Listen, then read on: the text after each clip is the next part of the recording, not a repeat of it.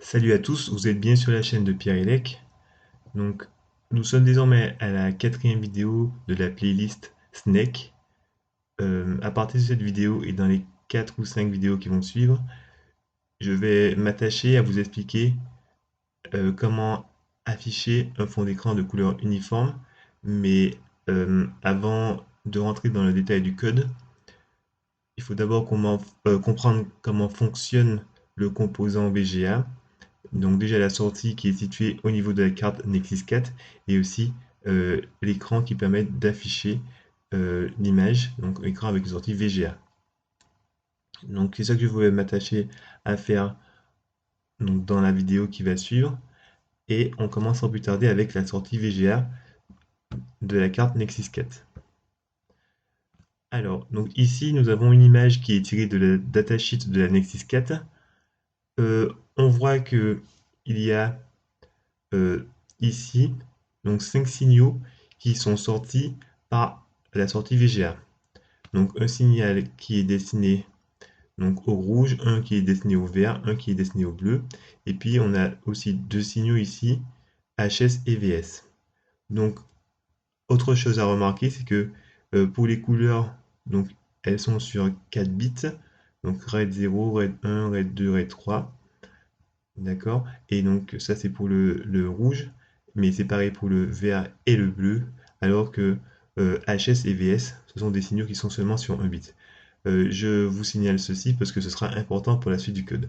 Donc gardez ça bien dans un coin de votre tête. Donc maintenant que j'ai parlé de la sortie VGA, je vais vous parler du fonctionnement d'un écran VGA. Donc là encore, il s'agit d'une image qui a été tirée de la datasheet de la Nexus 4 qui décrit en fait euh, le fonctionnement d'un écran VGA. Moi, je ne vais pas rester sur cette image. Je vais passer tout de suite à un schéma que j'ai fait pour représenter un écran VGA. Donc d'abord, il faut comprendre qu'un écran VGA, c'est une matrice de pixels. Donc c'est ça que j'ai représenté. Il faut imaginer que chaque case de la matrice que j'ai fait là correspond à des pixels.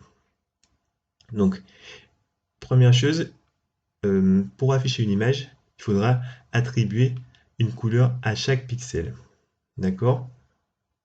Pour cela, euh, on va utiliser trois faisceaux de couleurs différentes. Un faisceau de couleur bleue, un de couleur verte et un de couleur rouge, dont on va moduler l'intensité pour pouvoir donner toutes les couleurs qu'on voudra. Parce que rouge, vert, bleu, ce sont les trois couleurs primaires qui vont permettre de donner toutes les autres couleurs de la lumière.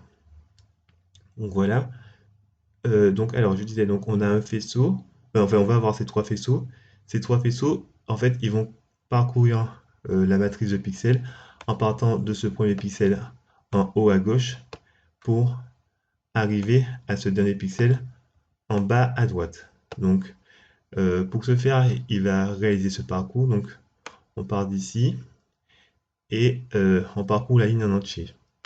D'accord? Donc une fois arrivé au bout de la ligne, les trois vaisseaux vont avoir un signal qui va leur indiquer qu'ils sont arrivés au bout de la ligne et qu'il faudra passer à la ligne suivante. Ainsi, ils vont repartir au premier pixel de la ligne suivante et encore à nouveau parcourir cette ligne. Et donc ça va être pour toutes les lignes qui vont suivre jusqu'à arriver à la dernière ligne. Donc il va parcourir la dernière ligne, enfin ils vont parcourir la dernière ligne, les trois faisceaux, pour arriver donc au dernier pixel. Une fois arrivé au dernier pixel, donc là, on va avoir un signal différent qui va indiquer que les trois faisceaux sont bien arrivés donc à la fin de l'écran et qu'il faudra repartir tout en haut de l'écran au premier pixel en haut à gauche pour donc réaliser un nouveau parcours de l'écran. Et donc ça va se faire plusieurs fois par seconde et c'est pour cela que en fait euh, on ne va pas pouvoir percevoir les clignotements des pixels. À la fin, on aura seulement donc une image qui va être affichée. Alors, donc si on décortique ce que j'ai dit, euh, la première chose à savoir, c'est que donc chaque pixel aura une, une couleur, et donc c'est ça euh, qu'on va coder avec les signaux RGB, donc qu'on a vu tout à l'heure quand j'ai décrit le port VGA, d'accord? Et ensuite, j'ai dit aussi qu'on va avoir un signal ici. En fait, c'est un signal de synchronisation qu'on appelle HS, H5, si vous voulez, d'accord? Et donc, le signal pour dire les trois faisceaux sont arrivés à la fin de l'écran, c'est le signal VS, V5. Donc voilà. Donc, alors ici, vous aurez sans doute remarqué que j'ai mis des dimensions.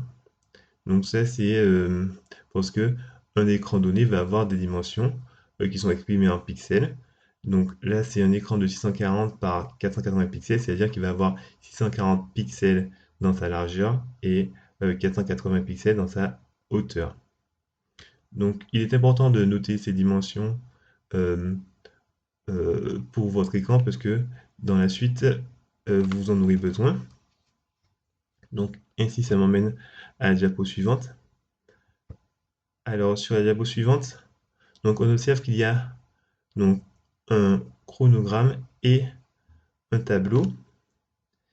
Alors à quoi ces données vont servir? Donc alors comme je vous ai dit tout à l'heure, il y a deux signaux qui vont être générés.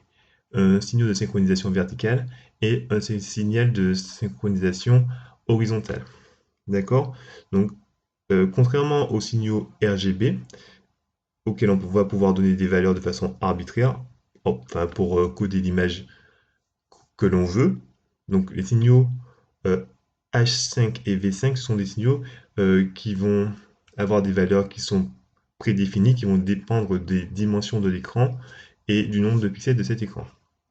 Ainsi, euh, pour, euh, pour attribuer des valeurs à H5 et V5, il faut prendre connaissance du cycle de synchronisation euh, du cycle pour générer un signal de synchronisation.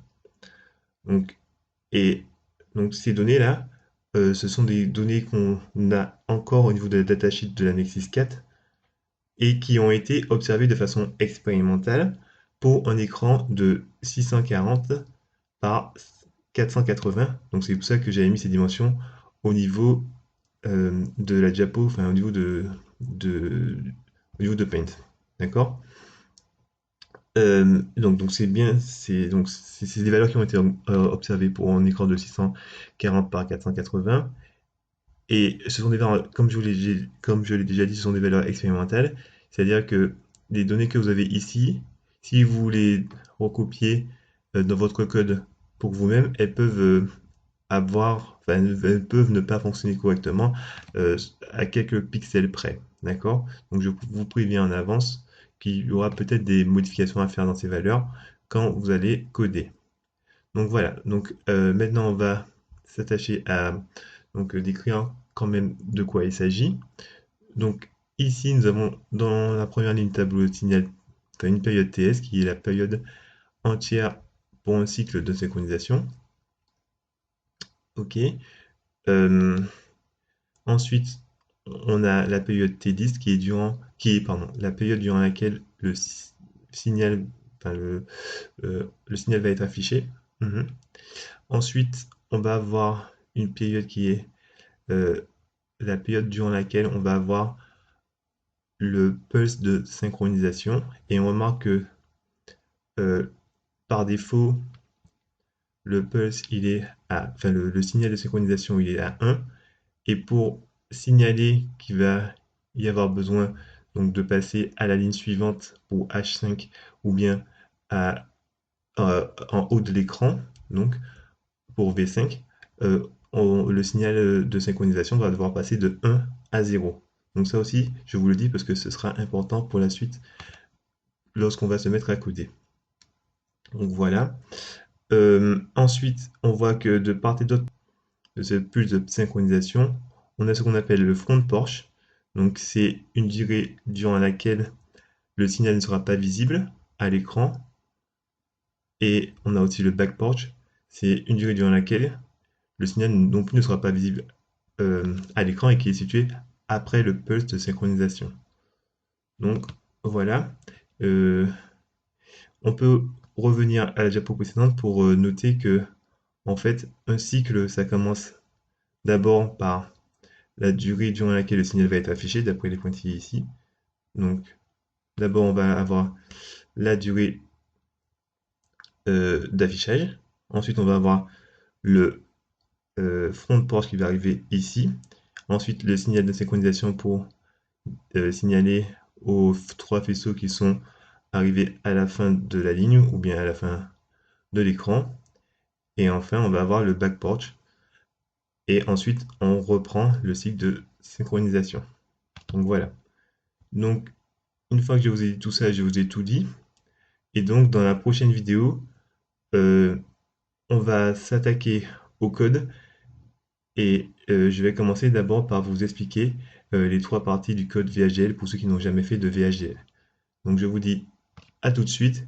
Et puis, si vous ne voulez pas manquer la prochaine vidéo, vous pouvez déjà vous abonner. Et puis, pour me soutenir, vous pouvez aussi laisser un pouce. Allez, on se voit tout de suite.